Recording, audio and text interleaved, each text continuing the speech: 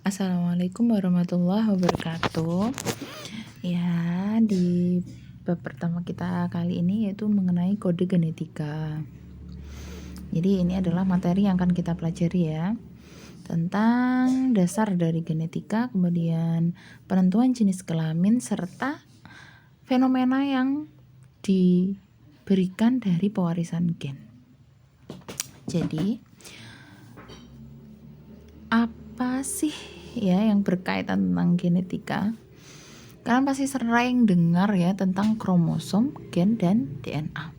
Jadi di dalam sel tubuh kita ya, di dalam single cell tubuh kita itu di dalamnya terdapat banyak organela ya. Organela ya, organ-organnya. Satu sel itu ada organnya. Ada salah satu pusatnya namanya inti sel ya. Salah satu pusatnya namanya inti sel ya, kalian bisa lihat. Sebentar.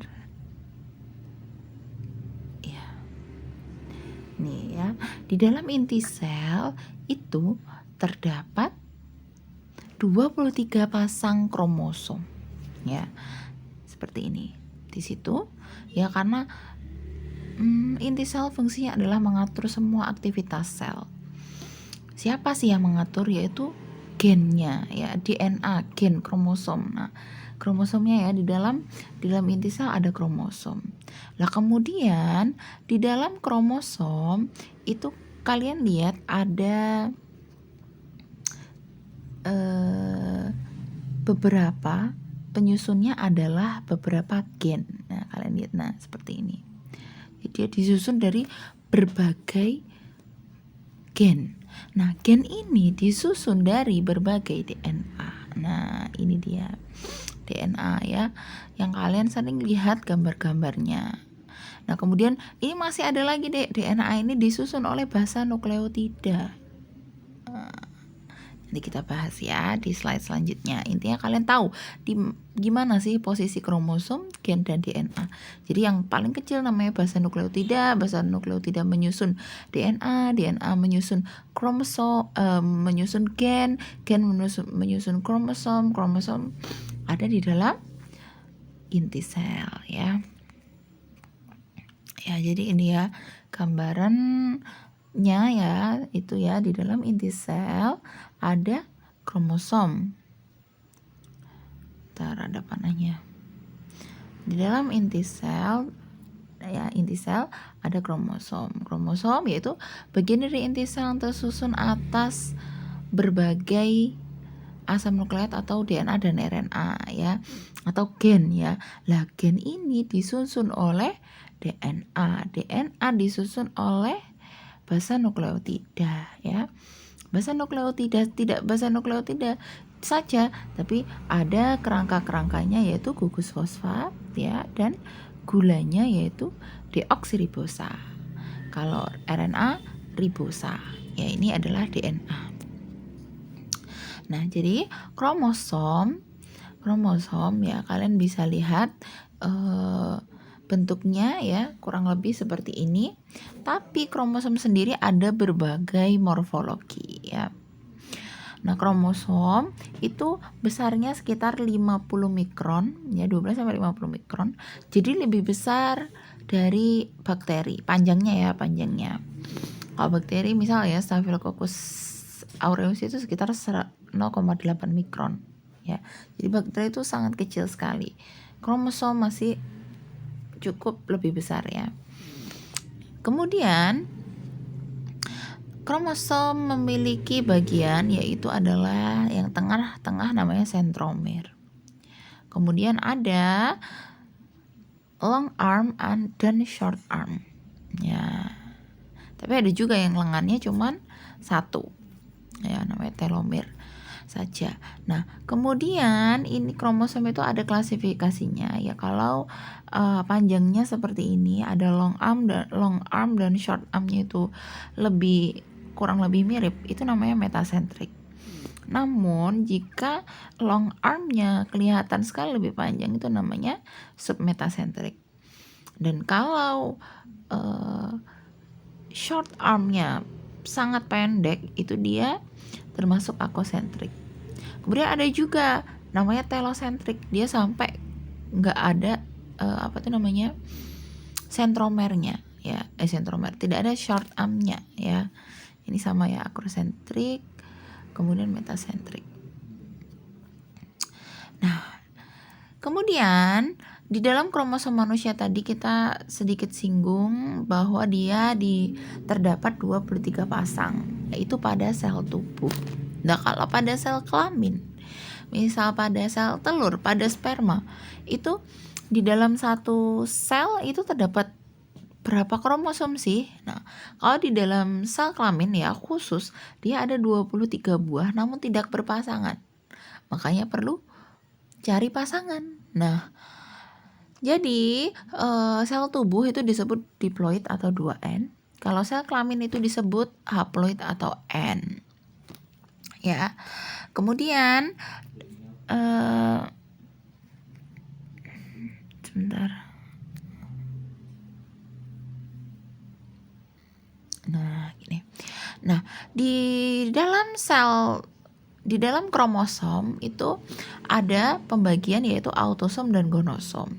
Autosom itu mengandung gen-gen yang berfungsi untuk fungsi normal tubuh manusia. Nah, kalau gonosom itu bertanggung jawab dalam menentukan jenis kelamin.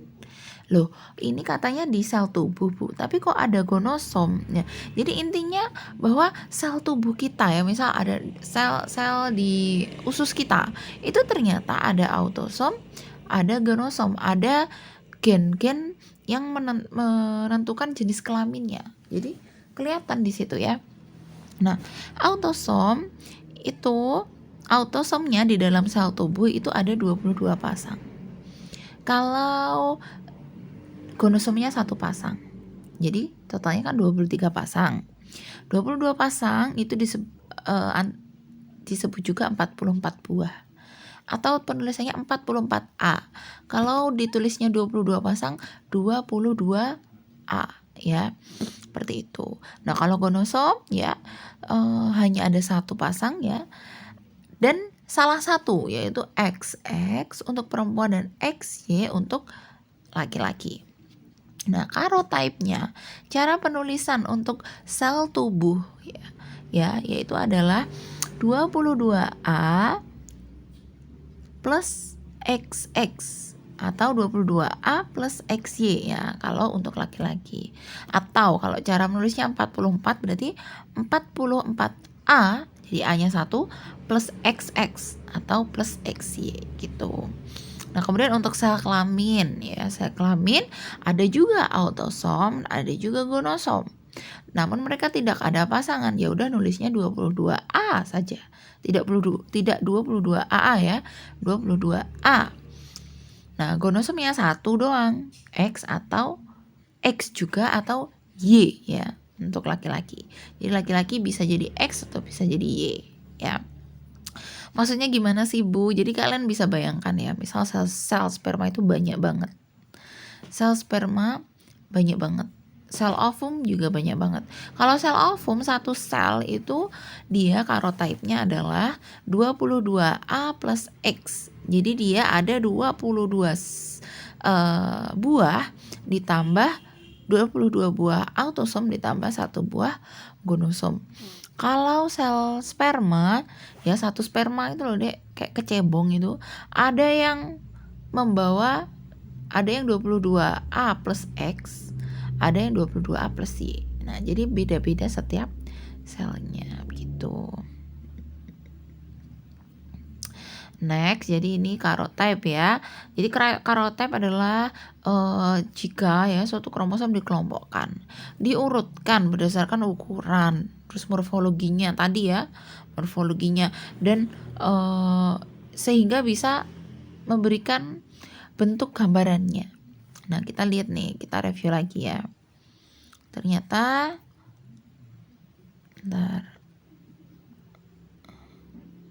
Nah, ini dia. Ini adalah sel tubuh ya. Nah, kalau yang hijau ini adalah sel kelamin ya. Sekali lagi, penulisannya untuk sel tubuh ya. Jadi ada nomor 1 sampai nomor 22. 1 sampai 22 itu adalah autosom. Berarti ada kalau sel tubuh sepasang-sepasang ya. Semua punya gandengan dewe-dewe. Nah, punya gandengan dewe-dewe. Nah, tapi ada satu kromosom ya di sel tubuh namanya gonosom. Ya, dia kalau untuk laki-laki XY, kalau perempuan ya semua X. Jadi Y itu maksudnya gimana sih Bu? Y itu bentuknya emang literally seperti Y gitu loh Dek. Jadi dia tadi seperti telosentrik ya. Jadi dia short armnya nggak nampak. Nah kalian lihat nih. Jadi kayak, nah gitu ya. Atau gini ya. Kalau X itu kan literally gini ya. Nah seperti itu. Terus kita lihat lagi kalau untuk yang sel kelamin. Sel kelamin kalian lihat ini dia sendiri-sendiri semua loh. Dia sendiri-sendiri semua kan? Nah, 22 autosom, 1 buah gonosom. Coba kalian perbesar ya. Nah, ini itu kalau tidak X ya, dia Y. Kalau Y untuk cowok, yang X perempuan. Nah, cowok juga ada X ya. Jadi bisa X, bisa Y. Nah, ini adalah ya sel sperma, ini sel ovum ya. Seperti itu. Nah, kemudian kita lanjut ke gen. Nah, tadi kan sudah ya dibahas bahwa di dalam kromosom ya, misal kromosom seperti ini ya, itu terdiri dari beberapa gen.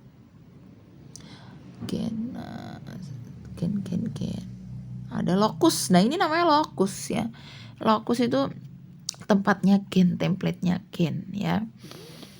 Unit terkecil dari materi genetik yang disusun oleh DNA ya, jelas ya. Jadi kumpulan beberapa DNA. Nah, kalau genom itu adalah keseluruhan informasi genetik set DNA yang memuat informasi. Jadi genom itu gen yang sudah diketahui fungsinya, perannya. Jadi kita itu terdiri dari banyak gen, tapi ada beberapa gen yang belum diketahui fungsinya ya.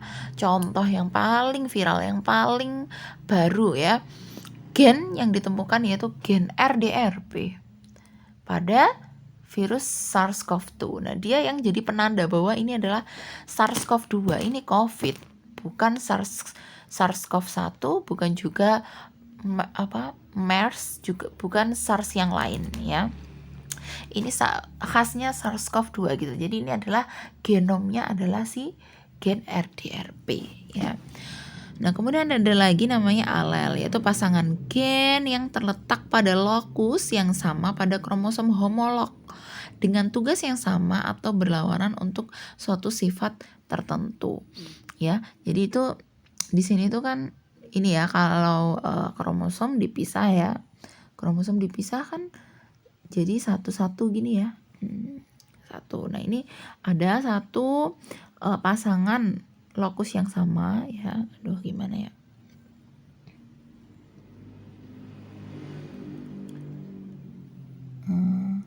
Nah, ini pada lokus yang sama ya, pada kromosom homolog ya. Seperti itu. Nah, selanjutnya ada kita bahas tentang DNA. Nah, ini ya tadi bisa dilihat bahwa penyusun dari gen adalah DNA ya. Nah, DNA disusun oleh apa? Basa ini dia, basa nukleotida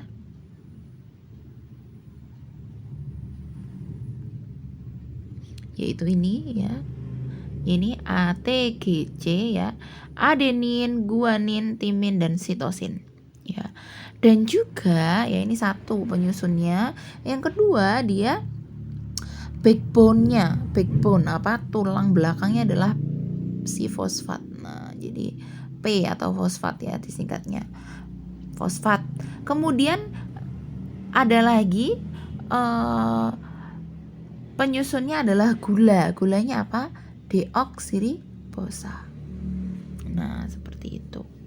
Ya, jadi penyusun DNA utama itu ada 3, yaitu basa nukleotida, yaitu adenin, guanin, timin, dan sistin. Kemudian yang kedua adalah fosfat, yang ketiga adalah gula deoksiribosa karena DNA. Kalau RNA itu ribosa, gitu. RNA.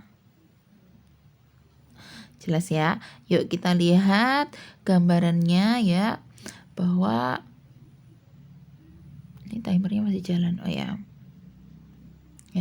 Ya, kalian pasti sering banget melihat gambar DNA ya. Jadi DNA itu seperti untaian pita, helaian pita. Helaian pita ini jika diamati lebih dekat, satu helai ini ternyata disusun oleh seperti ini. Nah, ini tadi ya, 3 tadi yaitu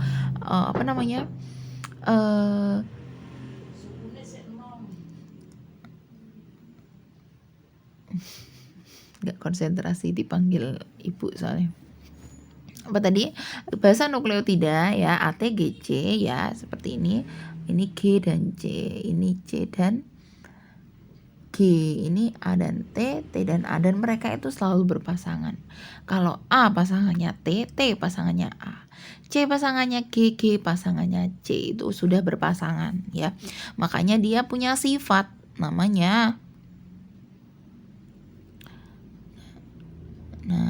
namanya komplementer karena dia berpasangan. Duh, mana sih panahnya? Ya.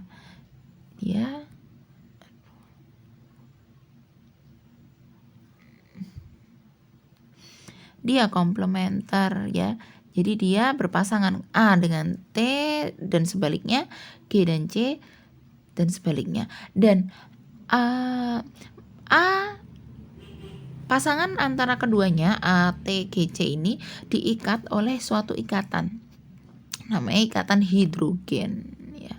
Mana Bu ikatan hidrogen? Ini ya, ikatan hidrogen, kalian lihat. Nah ini di tengah-tengah. Nah, itu ikatan hidrogen. Nah, ikatan hidrogen antara GC dan AT itu beda. Lihat, dan kalau dia CG atau GC, dia selalu terdiri dari 3 ikatan. 3 tali.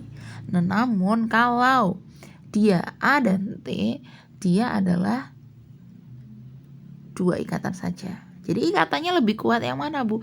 Jelas yang ketiga. Jelas yang 3 ikatan atau rangkap 3 alias yang G dan C. Ya. Kemudian sifat lain dari DNA adalah double helix ya. Ini kalian lihat nih. Ini ada 2 untaian ya. Ya, jadi gini loh dari gimana sih kabarnya? Salah maaf. Ya, gini 1 helai, 2 helai ya. Jadi dia ada double helix ya, 2 helai.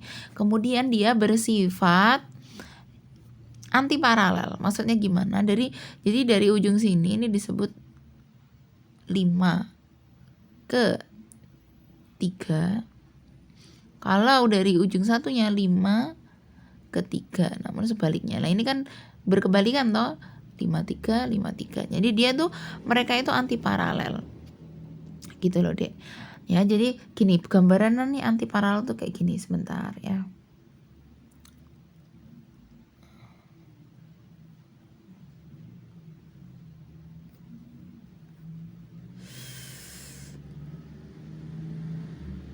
Nah, jadi ini adalah untaian yang pertama ya. Ini untaian kedua. Ya. Misal. Nah, itu mereka itu arahnya beda, 3 ke 5 dan 5 ke 3. Seperti itu ya. Jadi kalau ditanya sifatnya DNA gimana? Apa yang dimaksud sifat DNA itu komplementer ya, yaitu adalah berpasangan antara basa nukleotidanya. Terus apalagi sifatnya itu antiparalel, yaitu sejajar tapi berlawanan ya. Sejajar tapi berlawanan. Nah, kemudian dia double helix. Nah, kemudian dia memiliki ikatan hidrogen rangkap 2 pada AT dan rangkap 3 pada G. ATGC. Perbedaan antara DNA dan RNA ya, singkat cerita ya, kita nggak usah dalam-dalam. Jadi DNA sendiri adalah 2 helai atau double helix. Nah, kalau RNA itu adalah tunggal, untaian tunggal ya. Nah, DNA itu ada pada nukleus, mitokondria, dan kloroplas. Kalau RNA itu juga ada, tapi RNA juga ada di sitoplasma dan di ribosom. Nah, kemudian selain tadi ya single stranded dan double stranded ya, DNA dan RNA dibedakan karena gula penyusunnya. Tadi kan masih ingat ya, gulanya DNA itu adalah deoksiribosa. Kalau RNA adalah ribosa. Ada lagi, basa nitrogen dari DNA adalah ATGC, adenin, guanin, timin, dan sitosin. Lah kalau RNA, timinnya diganti urasil. Kadarnya lebih banyak sesuai dengan kebutuhan sintesis protein adalah DNA. Karena DNA sendiri adalah RNA ya. Karena DNA sendiri itu nantinya akan dirubah menjadi RNA ya ketika untuk pembentukan protein. Nah, kemudian fungsinya RNA sendiri adalah untuk sintesis protein ya, pembentukan protein. Kalau DNA berarti dia udah bahan jadi dia adalah materi genetik mengatur proses sintesis protein. Nah, apa itu sintesis protein? Bagaimana prosesnya? Sintesis protein itu yang utama, singkat cerita ya Dek ya, itu